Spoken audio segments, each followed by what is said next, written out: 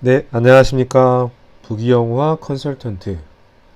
여러분들을 부자로 만들어주는 부자 명상 ASMR 34번째 시간입니다.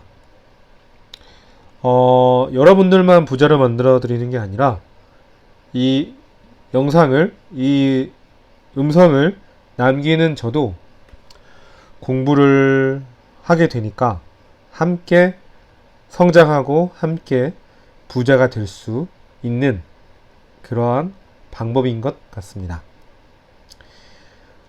구독자 숫자가 52명으로 늘었어요.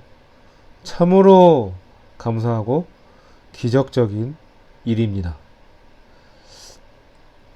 조금 더 열심히 잘해서 구독자 100명, 구독자 1000명, 구독자 10,000명 이상 늘려갈 수 있도록 어떻게 하면 더 좋은 컨텐츠를 만들 수 있을지 끊임없이 연구하고 또 적용해보는 부귀영화 컨설턴트가 되겠습니다. 자, 오늘 34번째인데요.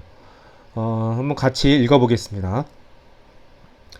단세포 동물인 아메바 등을 주의 깊게 관찰해 보십시오. 오늘 이야기는요, 한마디로 말하면 플라시보 효과에 대해서 이야기하는 것이에요. 플라시보 효과는 많이 들어보셨죠? 예를 들어서 제가 감기에 걸렸는데 어떤 친구가 감기약이야 한번 먹어봐 라고 해서 그 약을 먹었는데 제가 감기가 싹 나았어요. 근데 그것을 감기약이라고 당연히 생각하고 그렇게 믿고 먹었는데 그래서 효과를 보았잖아요.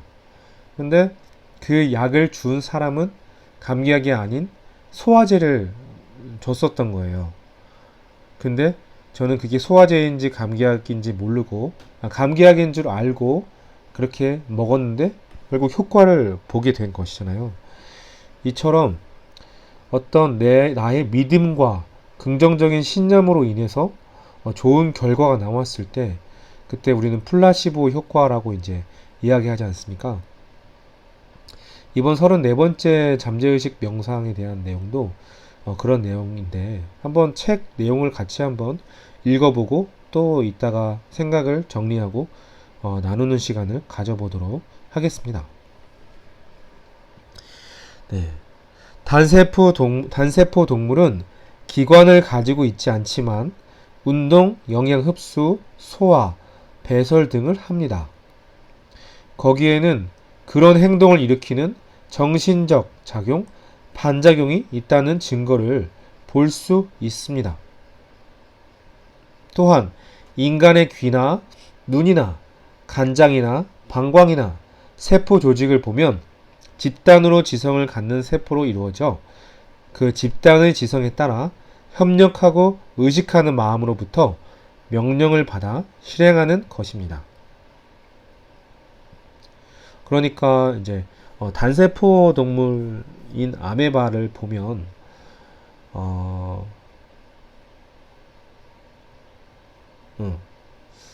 정신적 작용, 반작용이 있다는 증거를 볼 수 있대요.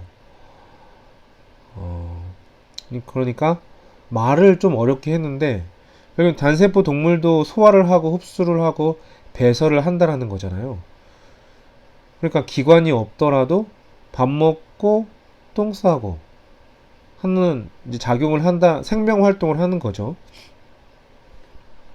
그처럼 인간도 마찬가지로 귀, 눈, 간장, 방광, 세포 조직 이런 걸 보면은 집단으로 지성을 갖는 세포로 이루어져 있대요. 그래서 그런 여러 집단 지성에 따라서 협력하고 의식하는 마음으로부터 명령을 받아 실행한다고 합니다.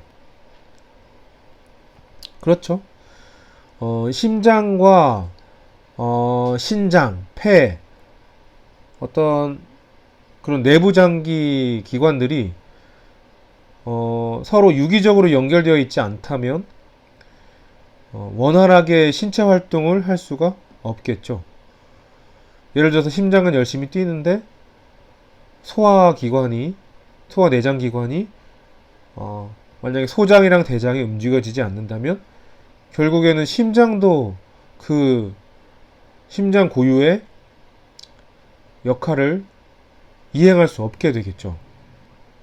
그런 것처럼 서로 집단 지상을 갖는 세포로 이루어진다고 표현을 했어요. 이 말이 좀 어렵게 들릴 수도 있지만 결국엔 모든 신체 기관과 세포들이 서로 협력한다라는 거죠. 자, 계속 읽어보겠습니다. 개개의 세포나 기관은 방치해 두어도 착실하게 활동하는 지성의 지배 아래 있지만 문제는 의식하는 마음이 오관의 자극 때문에 잘못된 신념과 공포 등을 끌어들여 혼란시키는 것입니다. 잘못된 신념과 공포 등을 끌어들이는데요.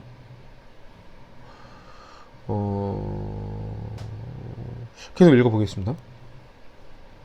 공포라든가 잘못된 신념, 부정적인 사고가 당신의 잠재의식 속에 들어오게 되면 수동적인 잠재의식은 자신에게 주어진 설계도에 나타난 그림대로 실행할 수밖에 없는 것입니다.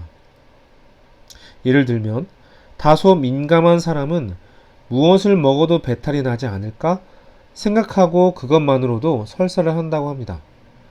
그만큼 부정적인 생각은 잠재의식의 활동을 탈선하게 만드는 것입니다. 질투, 두려움, 근심이나 불안 등의 생각은 신경이나 뇌 분비선을 비정상으로 만드는 것입니다. 그렇죠. 어떤 나의 잠재의식 속의 생각, 신념, 이런 것들이 나의 신체 장기, 기관에도 영향을 미치게 되겠죠.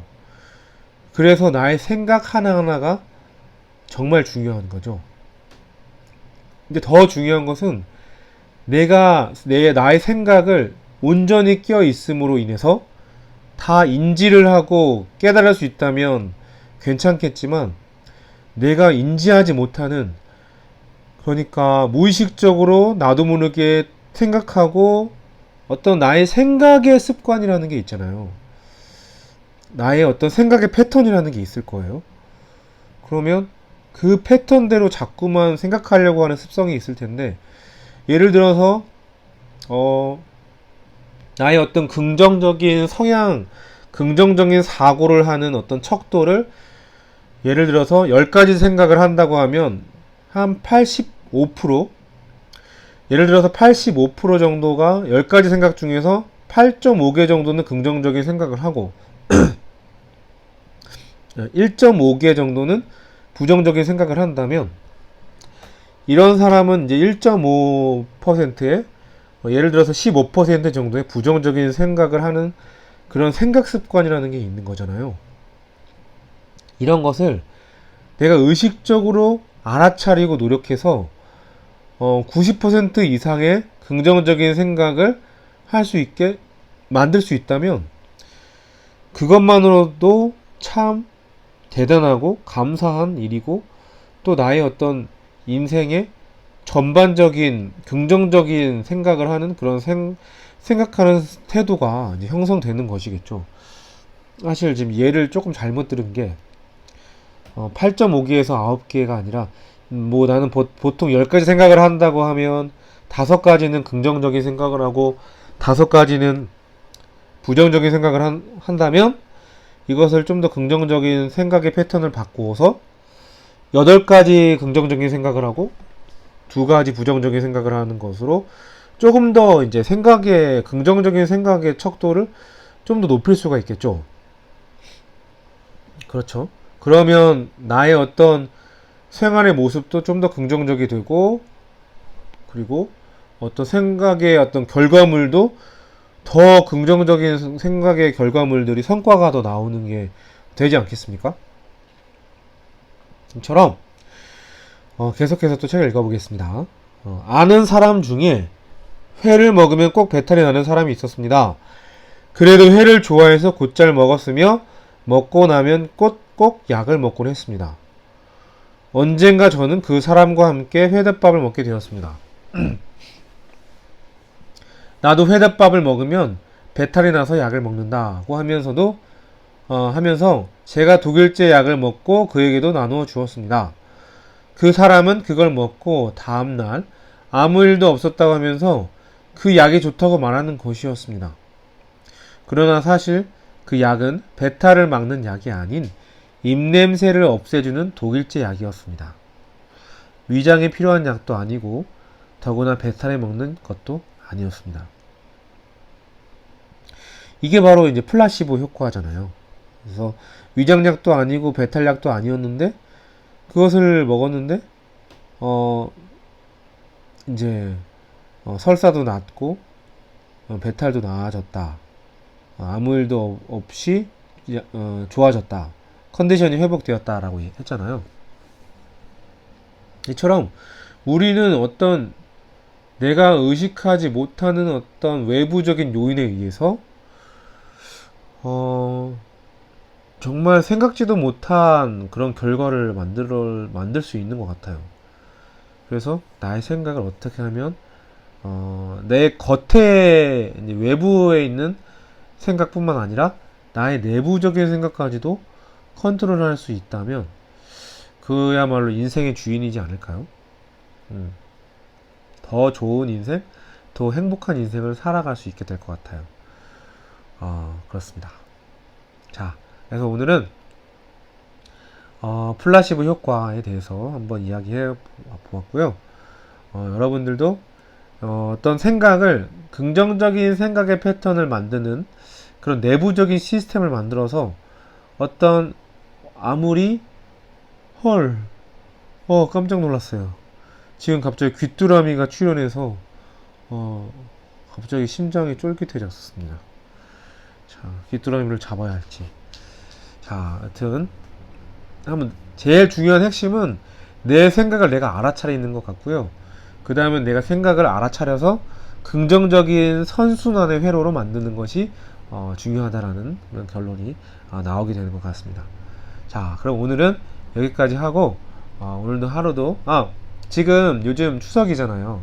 추석인데 여러분들 추석 명절 행복하게 잘 보내시고 그냥 행복한 정도가 아니라 정말 완전 행복한 그러한 추석 되시길 바라겠습니다. 자, 보름달 보고 소원도 빌으시고요. 그 소원 꼭 이루어 주시길 간절히 기도하겠습니다. 그럼 지금까지 시청해 주셔서 청취해 주셔서 감사합니다.